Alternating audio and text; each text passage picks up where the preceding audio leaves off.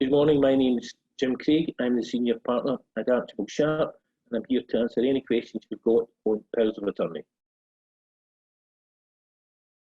Nowadays, there is a push for everyone to have a power of attorney, and probably now's the time to consider drafting the power of attorney. It can be left on the shelf a bit like a building insurance policy. Might never be used, but it's always available if and when. It's like approaching a door that's locked. You want to have the keys in your pocket to open it. There's no point arriving at the door and it's locked and you've not got the keys to open the door. Recently, the most high-profile case was Michael Schumacher, who was prime of his life, very fit and healthy, lots of money, and he was skied down a hill, fell over, hit his head on a stone and went into a coma. Now, I don't know what the situation is in Switzerland where he lives, but without power of attorney, had the equivalent situation there is in Scotland, he would have been in a real hole, and the family would have been left in a hiatus with nothing to do for maybe 8 or 9 months until the guardianship had come through. So again, it's prevention is better than cure, really. You want to head these things off. You want to think 1 or 2 stages ahead. It's just like getting a will. You want to do it in advance. You don't want to leave it to the last minute. It's preparation. So that's from the family's perspective. From my perspective as a solicitor, when I'm doing a legal health check in people, powers of attorney are one of the topics that I bring up, particularly people in their 50s and 60s. And in fact, if during the course of the conversation, if it's someone younger and they mention their parents, I always say, do your parents have a will, a power of attorney? So these are the situations where I think about it. A power of attorney will give someone the power to look after you and carry out your wishes if you can't do it for yourself. So that will cover both financial aspects of your life and welfare aspects. So financial will be buying and selling property, paying bills. Welfare aspects will be things like dealing with your doctor, dentist, social worker, hospital consultant. Even to the extent if you go into a nursing home, it will allow you to liaise with the nursing home, pick a nursing home and determine things such as what type of food, if someone's got a food allergy, they're allergic to clothes, it drills down to things at that depth as well. The typical procedure would be someone would come and see me, or if they're housebound, I would go and see them, and we would discuss who they would want as a power of attorney, discuss the extent of the powers that they might want.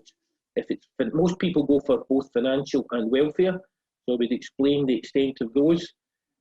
Once that's done, I would draft up a power of attorney, which would then be sent to the client for checking over.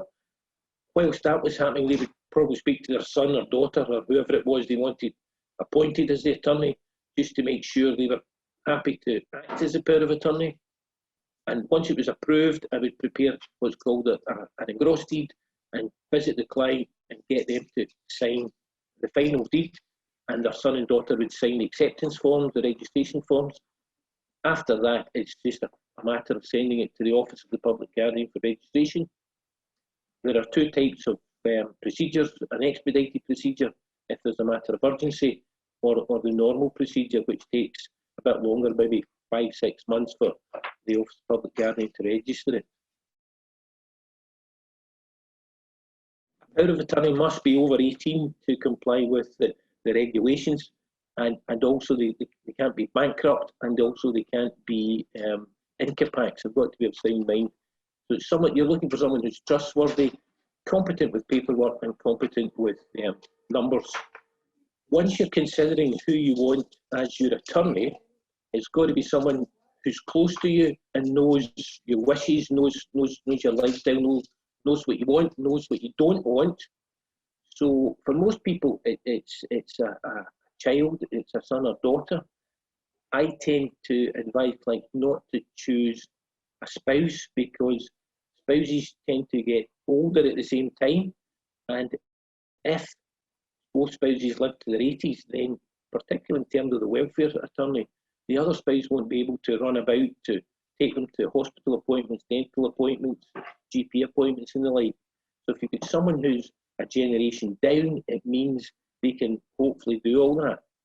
Also, the person you appoint should be reasonably competent with paperwork and numbers and money.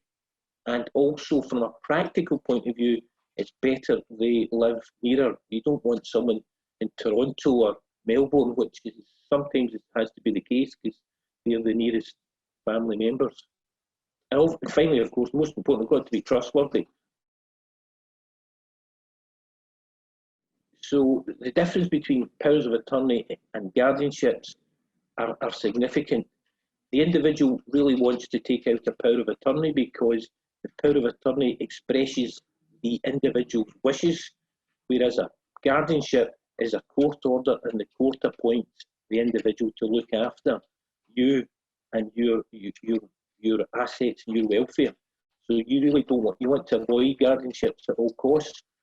Powers of attorney are quicker, simpler, and you've got control over who you appoint, typically your son or your daughter. Guardianships, far more expensive. They take perhaps 9-12 months to process. You've got to get several reports from doctors, consultants, mental health officers, social workers. These all cost a few £100 each, and they're also time constraints. So if one is missed, it's like snakes and ladders. You go back to the bottom again, you go through the whole process. So you could be looking at a cost of £3,000 or £4,000 as opposed to £300 for a power of attorney. So all my clients take out powers of attorney because it benefits them. People only take out guardianships if they've failed to go down the road of power of attorney.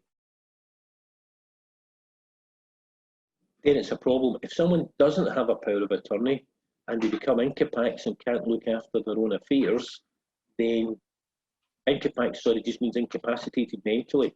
So if they can't look after their own affairs, then it goes down the road of a guardianship, which takes a long time, typically 9 to 12 months, and costs somewhere between £3,000 and £4,000. Also, the court has the right to say who the guardian is, who's looking after you, rather than you appointing the attorney to look after your affairs, both welfare and financial. So guardianship is to be avoided, and it's easily avoided by simply taking out a power of attorney, which is cheaper and quicker to do, and it's a much simpler process.